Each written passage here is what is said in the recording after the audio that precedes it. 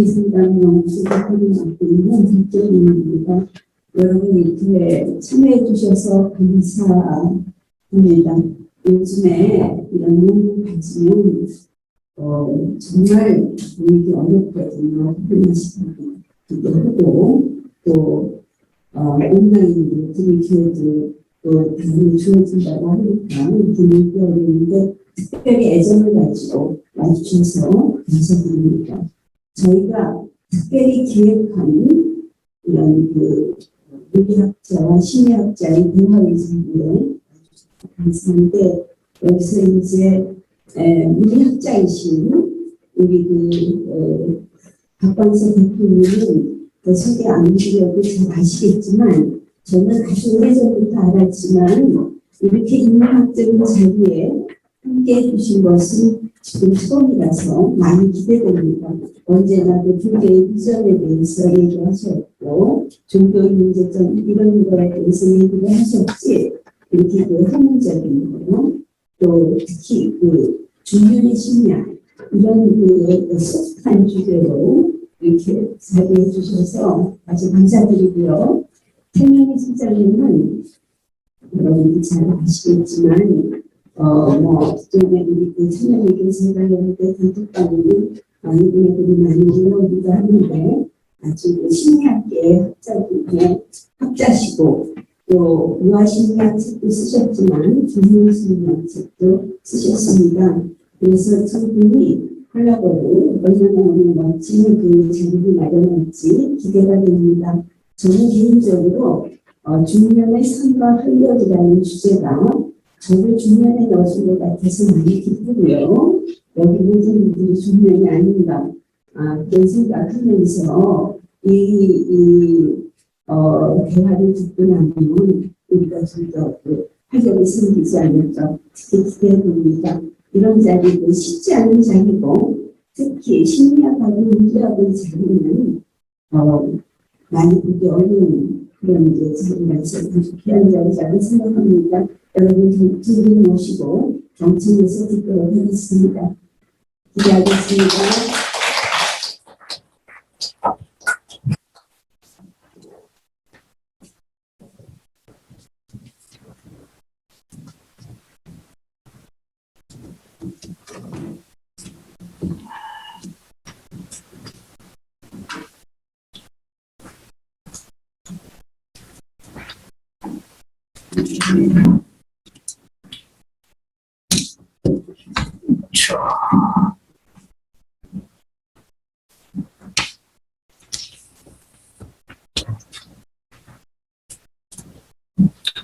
반갑습니다. 박광석입니다.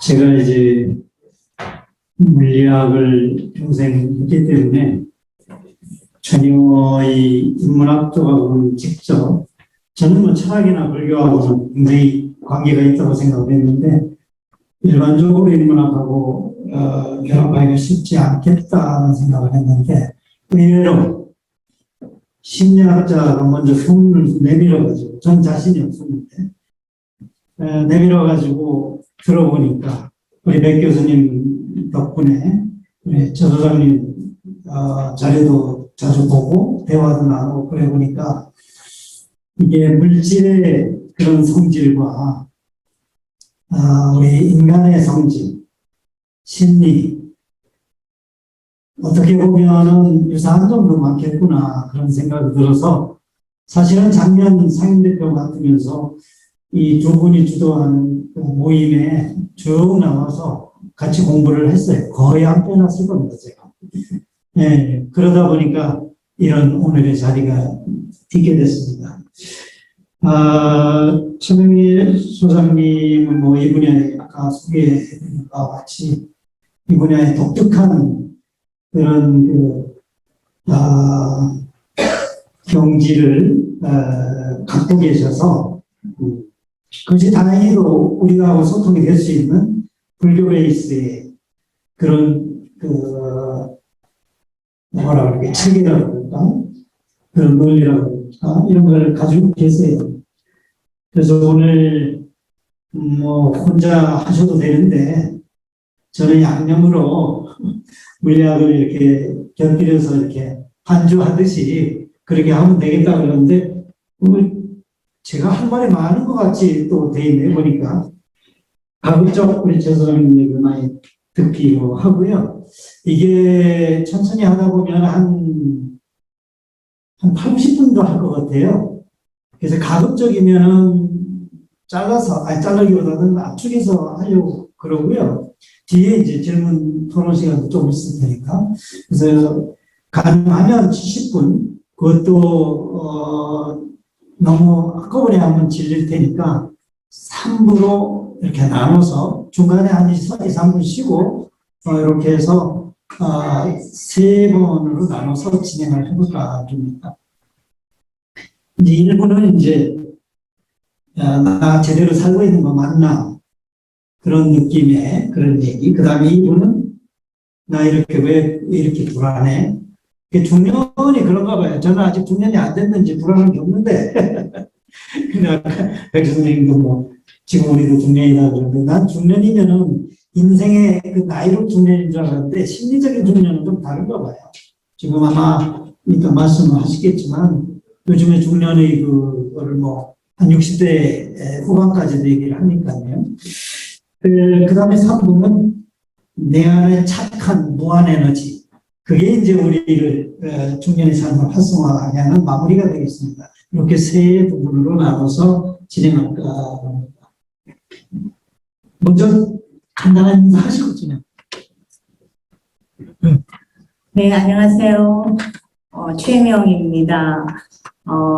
오늘 이렇게 어려운 가운데 와주셔서 굉장히 마음이 기쁘고, 또 오늘 이야기가 좀 더 의미 있게 여러분들에게 전달될 수 있기를 바라겠습니다. 지금 이제 물리학과 심리학이라는 것은요, 사실 굉장히 생소한 분야이고, 아직까지 제가 알기로는 이게 접목이 거의 되지 않았어요. 근데 이게 알면 알수록 이 물질과 마음이 다른 것이냐, 다르지 않더라는 거죠. 이미 물질 속에 이미 우리의 정신의 구조가 이미 들어있더라. 그런 의미에서 우리가 우리 자신을 바라보면 조금 더 뭐라 그럴까요? 좀 합리적으로 보인다 그래야 되나요? 네, 그런 면을 가질 수 있을 것 같아서 오늘 이 자리를 시도라고 할 수 있겠습니다. 이런 그 물리학과 심리학에 대한 시도를 오늘 가지고 오는 자리이기 때문에 여러분들 오늘 완전하게 만족을 하기는 어렵습니다. 그리고 이 짧은 시간 안에 한 권의 책을 다 소화해낼 수는 없는 거고, 어떤 그 핵심만 여러분들한테 전달할 수 있는 그런 오늘 시간이 시간을 만들어 봤습니다. 한번 기대해 주셔야 기대해 달라고 해야 되는데 그 기대만큼 제가 어떻게 보답을 해드릴지는 모르겠습니다. 네, 보조 잘 해드리겠습니다. 1부 나 제대로 살고 있는 건 맞아, 이런 주제로 한 20여 분 진행하겠습니다. 먼저 우리가 제목에 중년이 나왔는데 중년을 어떻게 정의해야 합니까? 중년이라는 것은 새로운 에너지가 필요한 시기다, 이렇게 정의할 수 있겠습니다. 새로운 에너지요? 나이하고는 상관이 없습니까? 사실 우리가 생명이라는 게 이렇게 살아가려고 그러면 어마어마한 긴장을 하잖아요. 긴장이라는 자체가 이미 엄청난 에너지를 소비하고 있다고 봐야 되거든요. 근데 중년에는 뭔가 그 일생을 막 바쁘게 살아온 그 끄트머리쯤 되는가 봅니다. 그래서 심리적, 정신적 피로감을 느끼게 돼서 새로운 에너지가 필요한 시기, 그렇게 느끼면 중년이랍니다. 자, 그러면 긴장은 에너지를 필요로 합니다. 그래서 긴장하면 가만히 있는 것 같아도 굉장히 피곤하잖아요. 그것은 우리가 이렇게 비유를 할 수가 있어요. 우리가 강을 거슬러 올라가면, 물결을 거슬러 올라가면 흐름에 맞서 싸워야 되기 때문에 굉장히 힘들잖아요. 중년에 우리가 피곤함을 느끼는 것은 무엇인가를 지금 신나게 달려온 것 같은데, 이제부터는 좀 뭔가 힘들다 그런 때가 아닌가 싶은데 심리적 전쟁 상태라고도 하는데요. 지치고 피곤한 이유죠. 그게 중년의 그 심리 상태라고. 지금 그 표현을 물결을 거슬러 올라갈 때 그 굉장히 정말 문학적이고도 우리 중년에 대한 그런 어떤 현상을 그대로 지금 한마디로 전해주고 있지 않나 싶습니다. 물결을 거슬러 올라가는 게 얼마나 힘들겠어요. 우리가 이 중년이 되기까지 살아오는 이 시점이 그야말로 물결을 거슬러 가듯이 하다 보니까 얼마나 많은 에너지를 쏟았겠습니까? 이제 그러한 에너지가 중년에 느끼는 이 현상들은 내게 에너지가 이미 소진이 됐구나 하는 어떤 거라고 할 수 있거든요. 말하자면 에너지의 변환 과정이다. 중년은 그렇게 볼 수 있습니다. 우리는 이제 뭐가 이렇게 상황이 이렇게 바뀌어야 되는 시기를 전환의 시기, 뭐 전환의 시대라는 그런 제목도 있지 않습니까? 그렇게는 쓰는데 변화는 특별하게 과학 용어입니다. 모르셨죠? 변화는 물리학에서 이 상태가 획기적으로 변하는 시기, 그 변하는 것, 그거를 변환이라고 해요. 예를 들면 우리 수증기가 된다든지 이런 건 전혀 질이 다르게 변하는 거 아니에요? 에너지 상태가 변하는 건 아닌데, 총 에너지가. 근데 상태가 획기적으로 변하는 거. 이거를 이제 물리학에서는, 과학에서는 변환이라고 그러는데, 지금 그런 표현을 쓰셨어요. 그러니까, 인계점에 다르려면 조그마한 충격, 조그마한 변화를 줘도 변환돼버립니다, 스스로. 그러니까 중년이 그런 건가? 지금 제가 혹시 궁금해서 지금 그러는데요. 물이 수증기로 증발하는 거 아까 말씀드렸지만, 얼음이 녹는다든가 이런 건 뭐 눈에 보면, 뭐 타치하거나 뭐 어떤 얘기를 해도 변하는 거 너무 분명하잖아요. 근데 중년이 그렇다는 얘기죠. 그러니까 미세한 이렇게 이제 눈에 보이는 것 말고도 사실은 자연계나 심리 상태는 그보다 훨씬 더 미세한 변환의 그런 상황 우리가 느끼고 있습니다. 실제 보고도 있고요. 네. 그렇습니까? 물질이 사라지면 빛으로 바뀌기도 해요. 뒤에 나오겠지만 물질이 있었는데 갑자기 없어지고 그냥 빛만 번쩍하는 겁니다. 그게 물질 세계에서도 진짜 있거든요. 네. 변환이라는 의미를 융심리학에서 굉장히 중요한 의미가 되는데 사실 우리 그 뜻을 그렇게 잘 설명하기 몰랐어요. 근데 지금 물리학적 용어를 그대로 표현을 지금 어떻게 하셨냐면 물이 공기가 되는 과정이. 그러니까 완전히 형태가 변한다는 거잖아요. 그러니까 기존에 지금 여태까지 우리가 중년이라는 개념을 어떤 작은 변화에 나를 조금 더 건강하게 한다든가 이런 변화가 아니라 지금 중년의 심리학에서 말하는 변환이라는 것은 하나의 기존에 가지고 있던 나의 초년의 어떤 기존의 마음가짐에서 완전히 다른 형태로 변한다고 할 수 있거든요. 그래서 지금 우리 중년의 우리가 여기서 논하고자 하는 중년의 심리학은 기존의 심리학과 많이 다를 수밖에 없다는 것을 말씀드릴 수 있겠습니다. 예, 변화는 상태가 완전히 바뀌는 거 이런 거에 동의를 하셨어요. 물리학이나 과학에서 사용하는 것과 유사한 개념으로 좀 받아들이기 시작했습니다. 심리학에서.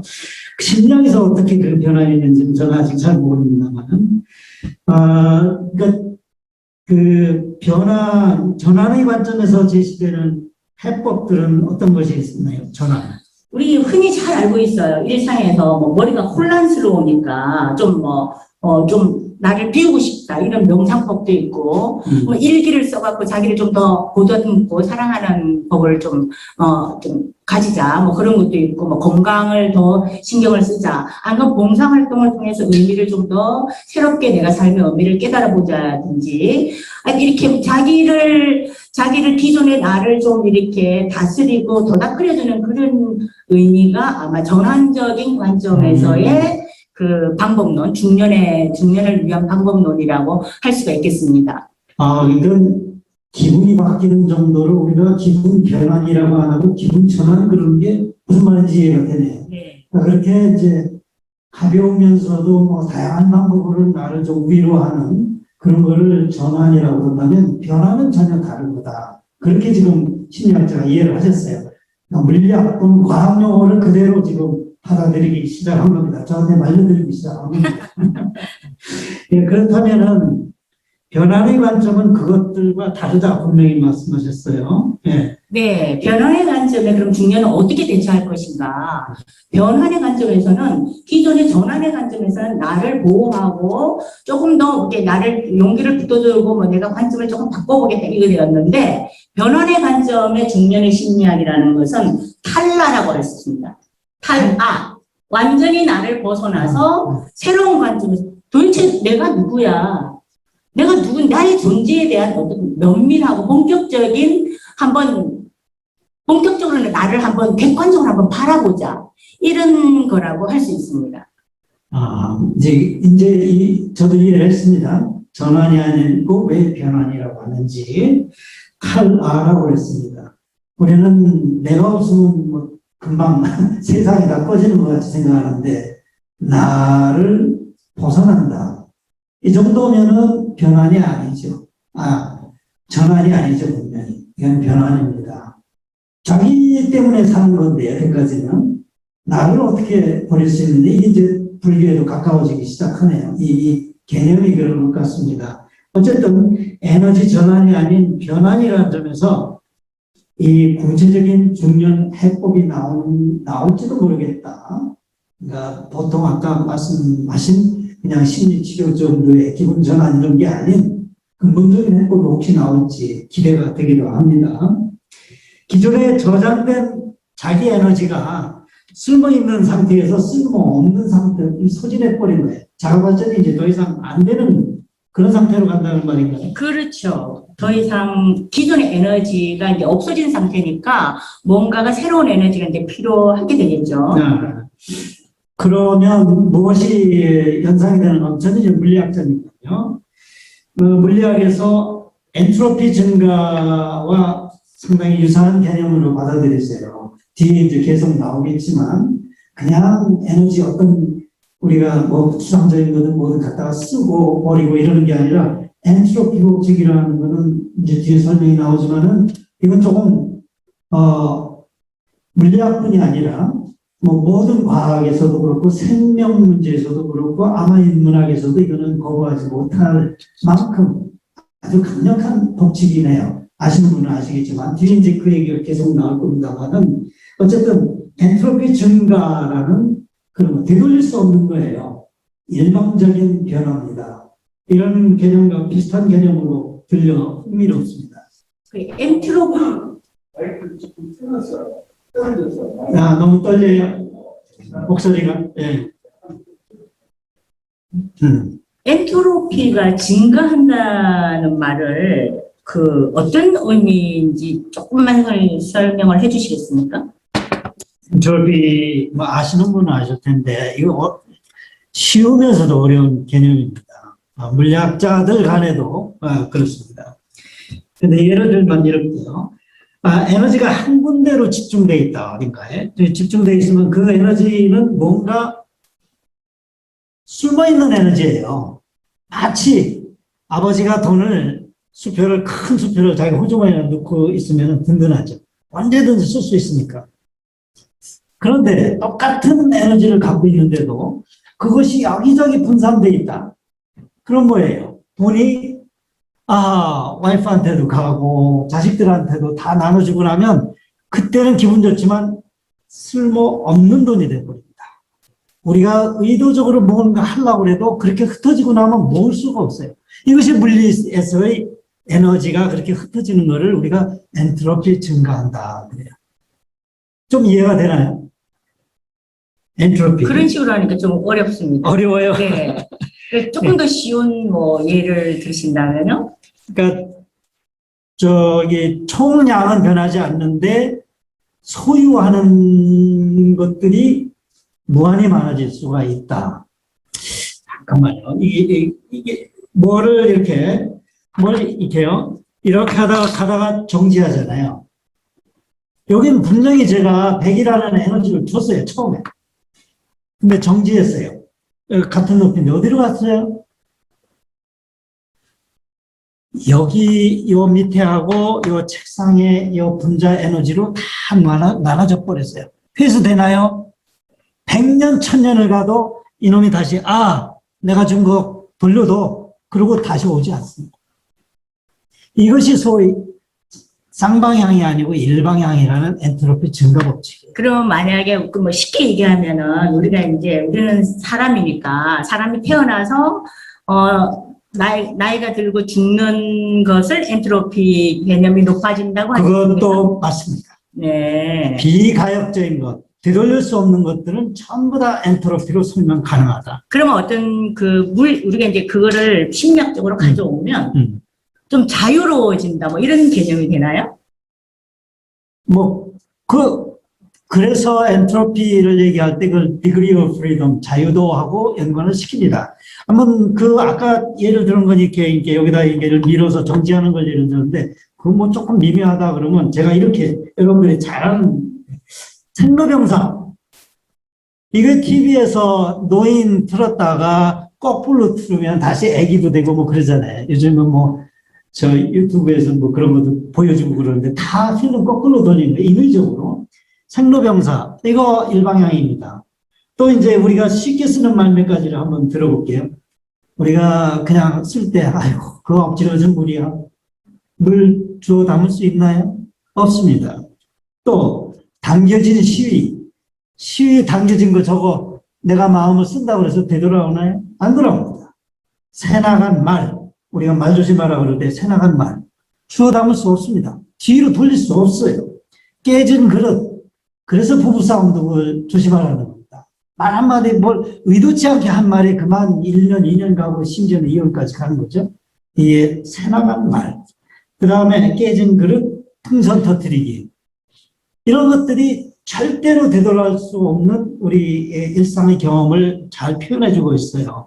이런 것들을 이제 물리학에서는요, 할 수 있는 한 분석을 해가지고 무엇이 바뀌었는가 했더니 그 개체가 갖고 있는 자유도가 증가했다. 자유스러워졌다 이겁니다. 처음에 조직화되고 단순해졌던 것이 자유스러워졌다. 자유스러우면 되돌릴 수 없습니다. 우리가 이제 사회로 자유화되면 절대로 옛날의 독재 쪽으로 못 가요. 인간이 그걸 허용을 하지 않습니다. 한번 맛을 봤기 때문에 이건 조금 비약입니다만. 그럼 이해가 되나요? 이것을 우리가 사람에 비유하면 좀 자유로워지는 것, 네. 이제 아까 디그리 오브 프리라 그랬잖아요. Degree of freedom. Degree of freedom. 네. 그러니까 자유도인데 네, 자유도. 이 자유도라는 걸 사람에게 가져오면은 좀 더 자유로우고 싶어하는 어떤 욕구가 우리한테 있다 이 말이죠. 그것도 증가한다? 예, 그것도 비유적으로 할 수 있는 얘기죠. 이제 물리학에서는 굉장히 아주 엄격하게 규정을 해요. 물체가 자유롭다는 게 뭐냐? 이게 예를 들면 위치, 에너지는 이제 운동량이라는 거하고도 이제 비슷한데 그런 것들이 이제 자유로워진다는 얘기고요. 그런 것들이 한때 여기 뭉쳐있던 것이 이게 퍼지는 경향이 있다는 거를 물리학자들이 캐치를 하고 그거에다가 물리량을 정의를 내려서 붙인 게 엔트로피입니다. 그렇게 더 이상 얘기하기가 어렵네요. 그 수학적으로 정의됩니다. 네, 그러면 사람이 자유로워지고 싶은 상태가 중년을 이제 거기다 비유를 한다면 엔트로피가 엔트로피는 처음에 태어날 때는 사람이 굉장히 엔트로피가 낮은 상태였는데 나이가 들수록 엔트로피가 높아지는 상태가 자유로워지는 상태가 물질이 자유로워지는 상태가 된단 말이죠. 마찬가지로 우리가 중년도 마음 심리도 어릴 때는 굉장히 강하게 뭔가 세상에 대한 욕구를 가지고 내가 뭘 해야 됐다는 성취도도 굉장히 강하지만 중년 정도에 이르면 뭔가 기존에 가지고 있던 것들로부터의 점차 뭔가 프리해지는 마음이 좀 이렇게 느슨해지는 과정으로 간다는 거죠. 그런 의미에서 보면은 엔트로피의 증가 법칙이라는 것은 결국 우리 심리적으로 보면은 자유가 증가한다. 중년이 되면 무엇인가 자유에 대해서 제가 그만큼 어떤 생각을 진지하게 마음의 심리적 자유죠. 물리적 자유가 아닙니다. 심리적 자유에 대한 어떤 마음이 생긴다고 볼 수가 있는 거죠. 예, 물리학자 입장에서는 그래도 심리학자가 이 정도 표현하는 것은 잘하시는 것 같다 이런 생각이 듭니다. 아니, 왜냐하면 왜 자유가 중년에 되면은 그런 생각을 하냐면요. 사실 우리는 여러분들 가만히 보십시오. 우리가 스스로 만든 감옥 속에 살고 있어요. 벗어나고 싶어. 그것을 느끼는 시기가 중년이에요. 네. 그래서 우리는 중년의 현상들을 중년에 내가 다양한 현상들 경험하잖아요. 그렇죠? 물리적으로나 마음적으로나 그 경험들은 뭘 하냐면 이 안에 가지고 있는 조건, 구속된 조건이 무엇인지 알으라는 시기라는 거죠. 네, 그렇게 말씀하시니까 이 과학자로서는 이제 정의가 불분명한 부분도 있긴 있지만 짐작은 됩니다.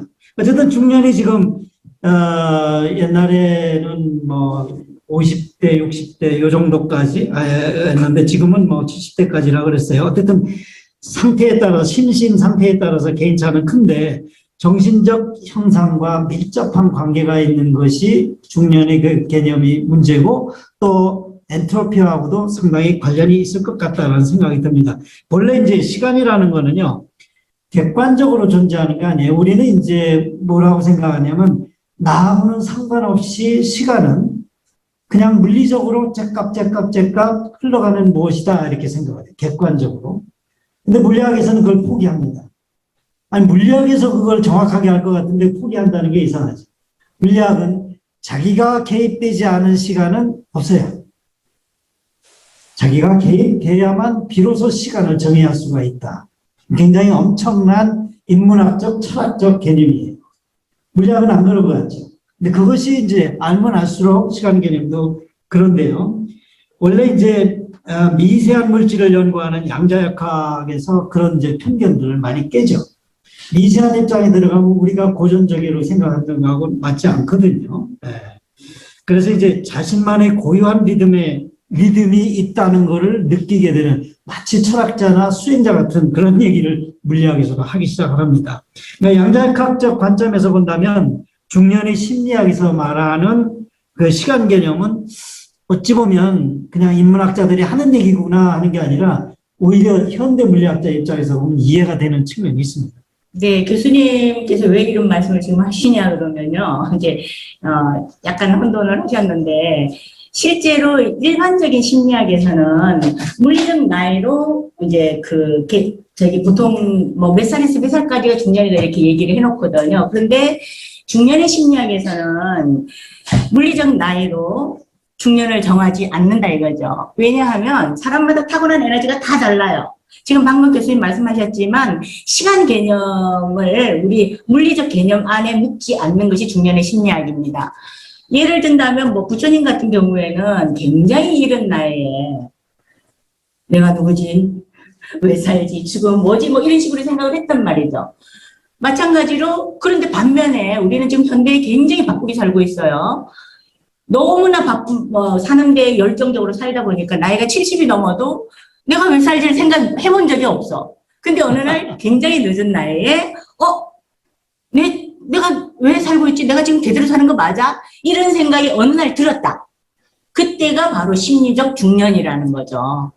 그런 의미에서 일반적인 그 중년의 개념하고 시간적인 개념을 좀 좀 나누는 걸 좀 달리 해보았다. 이 말씀을 드리고 싶습니다. 그 말씀을 하니까 즉각 저한테도 해당되는 얘기 같아요. 철든다는 말이 재밌는데, 그러면 철들 때가 중년인가 싶으면요. 저는 이제, 좀 감히 17살이 제가 중년이구나, 이런 생각을 해봅니다. 왜냐하면 17살에 불교를 만나가지고요. 너무 좋아서, 이거 머리 깎고 말 거야, 이랬거든요. 세상에 아무것도 부러운 것도 없고, 그래서 고등학교 때 공부 안 했어요. 안 했는데, 불교를 오히려 제대로 해야 되겠다 그러고, 공부를 하고 내가 머리 깎겠다. 그러다가 뭐 결국은 평생 못 깎았지만요. 어쨌든, 그러면 17살에, 이런 이제 뭐가 있죠. 눈이 뜨이는 거죠. 눈이 그때 중년을 시작하신 거네. 그렇습니까? 네. 남들이 어렵다면 물리학을 선택한 것도 바로 나는 물리학을 하고 출가를 할 거야. 이런 생각을 했기 때문에 이렇게 잘 봐주신 것 같아요. 그게 지금 정의하신 내용에 의하면은 중년의 어떤 다른 면이 아닌가 싶기도 한데, 그렇게 말씀해 주시니까, 이 나이에 이제 중년을 논하고는 있습니다만은, 또 한편 생각하면 여기도 이제 저하고 나이 연배가 비슷한 분들 계시는데, 그렇다면 아직 나 중년 안 왔는지도 모르겠는데, 네. 아직 뭐 개박하지도 않은 그런 분들도 계실 겁니다. 어쩌면은 진행 중인 그런 연배도 계실 거고요. 뭐 저같이 이제 결혼도 늦게 해서 그럴 수도 있고 뭐 여러 가지 이유로 그런 게 있을 수 있겠는데, 어쨌든 삶과 자신에 대해서 진지하게 다시 되묻는 시기가 중년인가 싶기도 합니다. 그런가요? 네, 그렇습니다. 그렇게 말할 수 있습니다. 중년의 의미가 결국은 나 자신에 대한 진지한 무릎이 시작된 시기를 우리는 중년이라고 말할 수 있다고 하겠습니다. 그러니까 중년이 되기 전까지는 나라는 존재가 무엇인지 알지 못하거나 아니면은 적어도 알려는 시도가 치열하지 않거나 뭐 그렇다는 얘기네요. 그렇죠. 우리는 사실을 공동체 중심으로 살고 있습니다. 그렇지 않습니까? 어릴 때는 가족이라는 공동체와 사회 공동체 중심으로 살고 있거든요. 공동체라는 건 인간에게 있어서 굉장히 중요한 삶의 터전이죠. 우리는 공동체를 통해서 관계를 배우고 성장하고 나아갑니다. 네. 그 양자역학에서도 관계성은 아주 중요해요. 그러니까 관계성이라는 것은 세상에 홀로 있는 것은 없기 때문에 앞에 있는 것과는 내가 어떤 관계, 뒤에 있는 것과는 또는 저것하고는 저 물질하고는 저 상황하고는 이런 관계가 그게 물리학의 어떻게 보면 기본 구조입니다. 그냥 홀로 있는 것에는 관심 없어요. 그래서 홀로 있는 것은 신 얘기하는 사람들한테 맡기고 과학은 반드시 둘 이상 관계를 따지는 게 과학이거든요. 그런 점에서 다른 대상과의 관계를 통해서만 자신을 드러내고 서로 영향을 주고받는가, 이것이 이제 과학의 관심이기도 합니다. 제가 요새 양자 물리학을 보면서 이건 심리학이다 밖에 생각할 수가 없을 만큼 굉장히 참 놀라운 게 굉장히 많은데, 여기서도 물질 속에서 관계를 얘기하잖아요. 이게 우리 물질에 관계가 있다고 생각을 하지 못하고 살잖아요, 일반적으로. 이 지금 말씀하신 양자역학의 관계, 내가 있음으로써 관계를 통해서 나를 어떻게 드러내냐고 얘기를 했거든요. 이 구조는 그대로 심리학에 그대로 적용이 됩니다. 우리는 공동체라는 관계를 통해서 결국은 내 자신이 어떻게, 누가 나 자극하지 않으면 내 안에 감정이 일어납니까? 누가 날 좋다 그래 내가 좋은 감정이 일어나고, 누가 날 자존심을 건드려 화가 나고 그러잖아요. 그래 내가 막 생각도 하고, 이런 생각과 감정을 통해서 우리는 내가 누구인가를 알 수 있게 되는 거죠. 그래서 관계를 통해서 알 수 있다. 네. 그래요. 그 양자역학에서도 오직 관계를 통해서 일어나는 변화, 그리고 서로 영향을 어떻게 주는가, 그 변화가 있어야만 또 물질의 실체를 정의할 수가 있습니다. 그냥 혼자 우주에 있다는 것은 정의할 수가 없어요. 내가 볼 때 뭐냐, 이게 중요하거든요. 그 관계가 그래서 이제 과학의 기본이기도 합니다. 그렇죠. 우리가 그래서 이제 참 물리학을 통해서 우리가 살고 있는 현실을 더 파악할 수 있어요. 예를 들면은 우리가 왜 소속의 욕구가 있고 공동체를 이렇게 많이 형성하려고 하는지가 이미 우리 물리적 구조 속에 그런 게 있었다는 거죠. 그래서 그 물리학이 우리 안에 굉장히 깊이 들어와 있다는 거를 새삼스럽게 느끼게 됩니다. 과학에 이제 삶을 편리하게 한다, 뭐 이런 수준을 넘어서 편견을 바꾸게 하고 이 우주의 원리를 이해하는 데 도움이 되는 거는 틀림없는 것 같아요. 다시 공동체에 대한 이야기를 좀 해보죠. 네. 공동체는 우리에게 굉장히 중요하고 우리를 키우는 어떤 어머니 같은 역할을 하지만, 근데 문제는 있죠. 공동체 안에서 나를 주장할 수 있습니까? 엄마 아빠가 마음대로 살고 싶다고 공동체 자기 마음대로 해버리면 가족이라는 게 해체가 돼버리잖아요. 이처럼 공동체는 나를 개인을 희생했을 때만 얻을 수 있는 거기 때문에 그 개인을 희생으로서 만들어지는 공동체의 문제점을 우리가 이제 지적하고 넘어가야 된다는 거죠. 그러니까 집단적 삶, 작건 크건 간에 그거로부터 이제 새삼스럽게 자기 정체성을 다시 확인해버리는 그런 시기가 중년이겠네요. 그렇죠. 공동체의 일원으로서 우리가 뭐 책임도 있고 뭐 의무도 있고 그 안에서 룰을 지킨다는 게 실제로 쉽지 않습니다. 아, 오늘 술 먹고 그냥 안 들어가고 싶은데도 뭐 가족이 있으니까 또 들어가야 되잖아요. 이게 이런 식으로 그렇다고 또 산도 내가 열심히 중년까지 정말 열심히 살아왔는데 이 시점에 아무것도 남는 게 없어. 삶이 내 마음대로 되지도 않잖아요. 이런 모든 것들이 중년에는 내가 제대로 살고 있는 거 맞아? 이런 생각을 할 수밖에 없다는 거죠. 그런 갈등이 그 속에서 일어난다는 거죠. 공동체를 통해서 원하는 안정과 행복, 그런데 삐끗하고 차질을 빚기 시작하면 중년이다 이렇게 생각하면 된다는 얘기가 크네요. 네, 맞습니다. 그래서 우리가 이제 심리학적으로 나라는 것을 자아라고 이제 얘기를 하잖아요. 근데 자아는 사실 우리의 전체 정신이 우리는 여러분들이 나라는 요거 하나 있는지 알지만 사실 우리 안에는 어마어마한 정신이 또 따로 있습니다, 실제. 우리는 그 나라는 생각은 그 어마어마한 정신의 아주 작은 어떤 그 새싹에 비롯되지 않아요. 이 새싹이 이제 크기 위해서 우리 공동체를 필요로 하겠죠. 왜냐하면 너무 연약하니까. 그래서 우리는 이제 그런 지지례를 필요로 하기 때문에 공동체를 선택했습니다. 그러니까 그게 이제 가정이라든가 또는 뭐 작은 사회, 뭐 여기 제가 했는데도 이제 어떤 그런 것 중에 하나고요. 그런 또는 국가 이런 게 소속감을 가질 때 이제 우리가 보호받는 것 같은 생각을 하게 되는데 그거 딱 놓고 나면 뭔가 그러니까 소속과 관계를 바탕으로 해서 우리는 심리적인 힘을 여태까지 얻어왔다고 생각을 하는데 그것을 놓고 나서 나를 생각하기 시작하는 게 중년인가요? 그렇죠. 보통 집에 아이들 다 크면은 밖에 독립할 생각하잖아요. 그거와 마찬가지로 우리의 자아도 나라는 놈도 어느 정도 성숙해지고 나를 주장할 수 있는 나이가 되면 독립하고 싶어. 그런 마음을 느끼는 때가 바로 중년이라는 거죠. 그런데 그 과정은 너무나도 자연스러운 과정이라는 거죠. 그러니까 중년의 여러 가지 문제를 느끼게 되는 게 정해진 코스네요, 보니까. 네, 전혀 잘못된 것이 아니고요. 어떻게 보면은 우리 중년에 느끼는 이런 현상들은 정신에 나타나는 계절적 현상이라고 봐야 한답니다. 하는 거라는 거죠.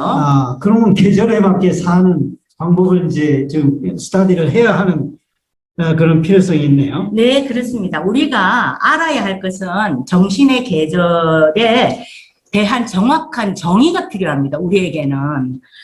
그것을 알기 위해서는 우리가 정신의 원리에 대해서 좀 알아야 된다는 거죠. 그래서 다음 회에서는 정신의 원리에 대해서 좀 이해하는 걸로 들어가도록 하겠습니다. 일단 1부를 여기서 마치겠습니다. 세 단계 중에 1단계 물리학도 잠깐 소개했고 왜 우리가 중년을 걱정하는지 그것이 무엇이 문제인지 하는 일단의 그 단서 정도만 우리가 얘기가 된 것 같습니다. 제2부에서는 왜 이렇게 불안하지? 이런 제목으로 다시 한 2, 3분 쉬고 다시 시작하겠습니다.